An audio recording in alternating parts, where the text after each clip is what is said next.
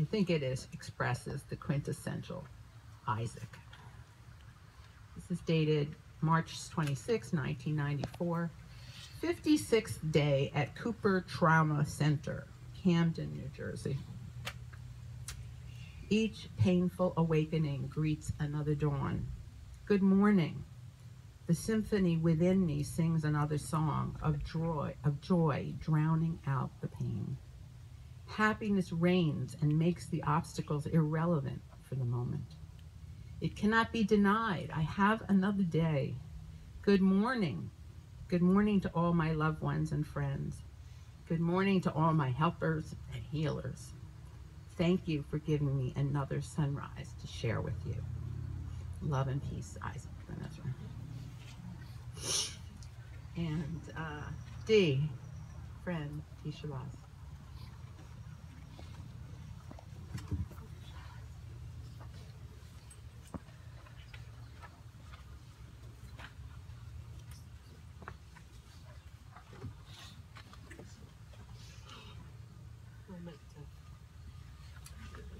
Thank you to the family for allowing us to share this moment with you all and to share Isaac. Everybody can be great because anybody can serve. You don't have to have a college degree to serve. You don't have to make your subject and verb agree to serve. You only need a heart full of grace, a soul generated by love. This is a quote by Martin Luther King Jr. that if you read Isaac's obituary, you see that Isaac had met King and brought the iconic wreath from his home in Pennsylvania as a show of unity, love, and peace. I was fortunate to meet Isaac through Amherst Media, where Isaac was a long-term board member. What I found in Isaac was a person that had a radical sense of love and justice. And what I mean by that was that he was courageous and unafraid and called on others to do the same. I just want to say thank you to my husband, wherever he's sitting. He gave me out of his lapel pocket his... Thank you, sweetheart. You know I would need it. This call of justice and love was something that he shared with not only his family, his friends, but with the youth. Many folks in their 80s and 90s are content and happy to retire to their homes and small circle of friends. And who can blame them? They have seen a lot, done a lot, and perhaps have outlived most of their close family members and community. However, Isaac understood and participated in the community as an act of service, from town meeting to serving on the board of directors at Amherst Media.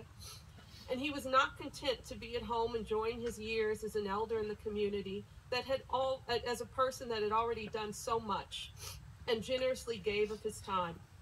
Even when he finally had to slow down a bit, confined to a wheelchair, he continued to serve. Isaac wanted to remain connected to the community he loved, Amherst. Through his show on our local access station, Conversations, and I'm a board member of Amherst Media, Isaac was able to stay informed and keep folks in the community connected through his series interviewing some lawmakers, politicians such as State Senator Stan Rosenberg, District Attorney Dave Sullivan, even my husband, Chair of Afro-American Studies. He was interested in making things happen and making sure folks stayed connected.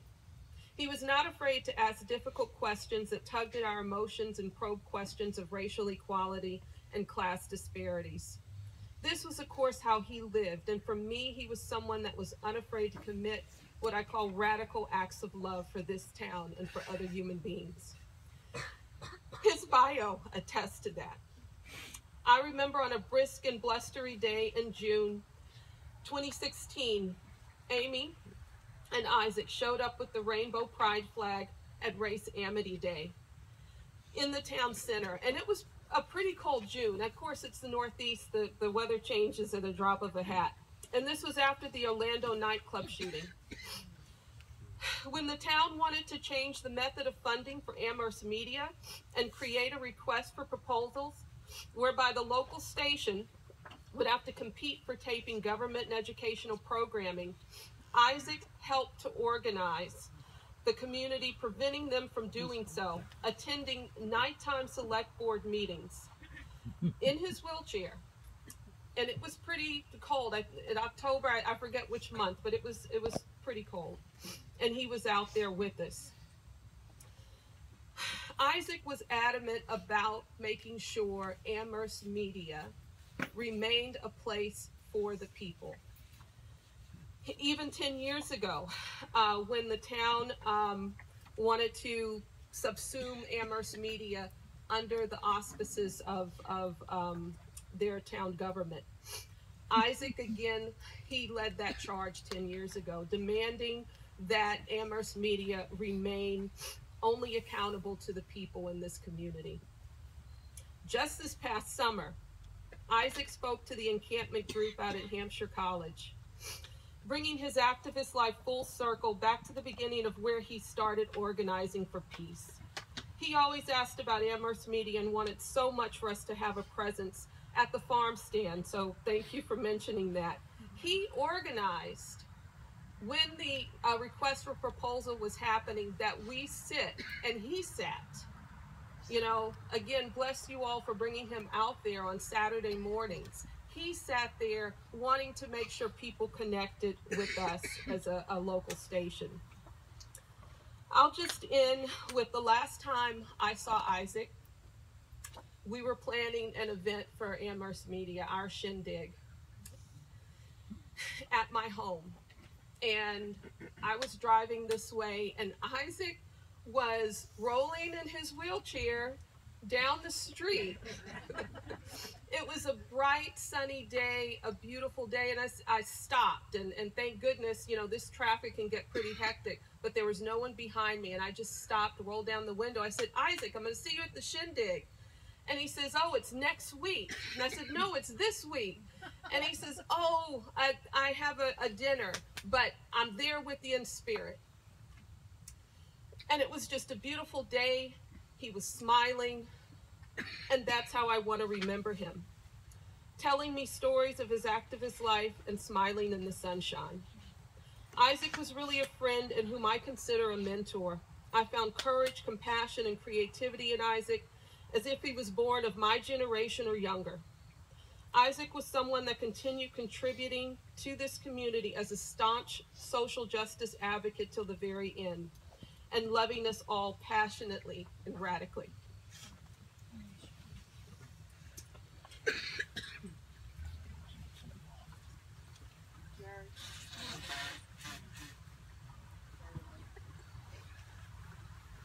Jerry.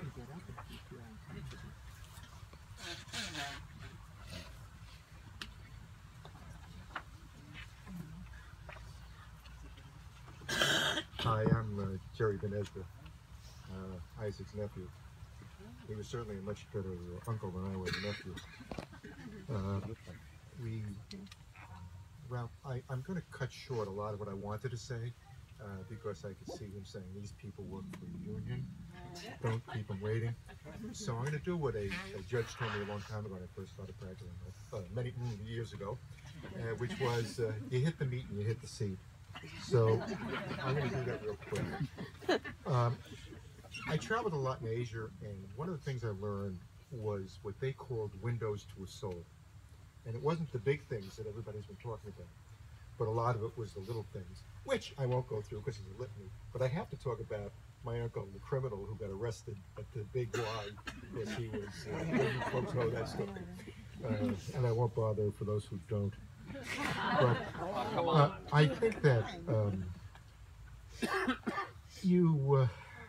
I always saw Isaac, and somebody mentioned, I think you did, Aaron, and by the way, you weren't the black sheep. We never talked when we didn't discuss how his kids were doing and how you were doing. You had a very special place in his heart, and I don't want you to walk away from here without knowing that. So as Jews, we try to live to be a righteous person. And Elie Wiesel said once that we don't teach people to be Jewish, we teach them to be human. So that was my uncle.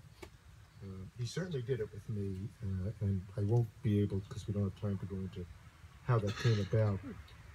But I think that I think that Isaac one of the stories he shared with me recently was the happiest time in his life. And these are things probably people don't know because he wouldn't say it. Maybe you do. That the happiest time growing up was when he was in a sanatorium in upstate New York, and that was because he was away from home and all the dysfunction there. And yet, those are the things that drove him because he never forgot.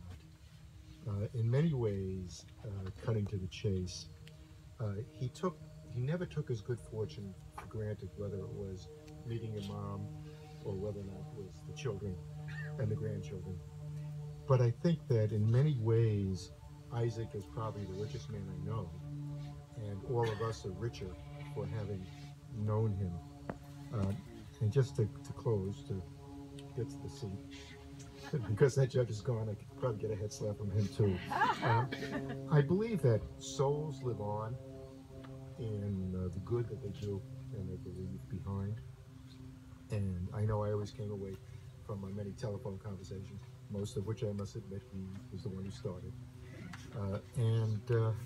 I think that the answer is that at the end of the day, he was a righteous man who never forgot where he came from, who never forgot, although he didn't pass it on or talk about it, the baggage he carried, but yet tried to do his best to help others carry theirs. Grandchildren? Oh, I'm sorry.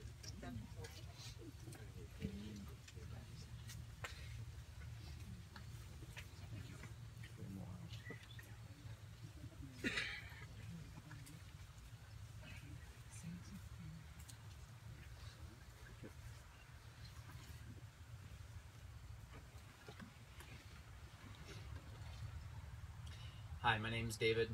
I am Isaac's first grandchild. When I was married in 2004, the bleak younger Bush years, to this wonderful woman here, Isaac gave a beautiful toast at our wedding and said lots of really nice things. And then he paused, and that devilish grin came across his face that many of us know so well, and he said, "Regime change!" and then sat down. It was not always easy to be Isaac's grandchild. There were many times sitting over bagels or making hoagies with him. He didn't cook, but he made a mean hoagie. Where there were lots of other things that I would rather have been talking about than, I mean, take your pick, you know?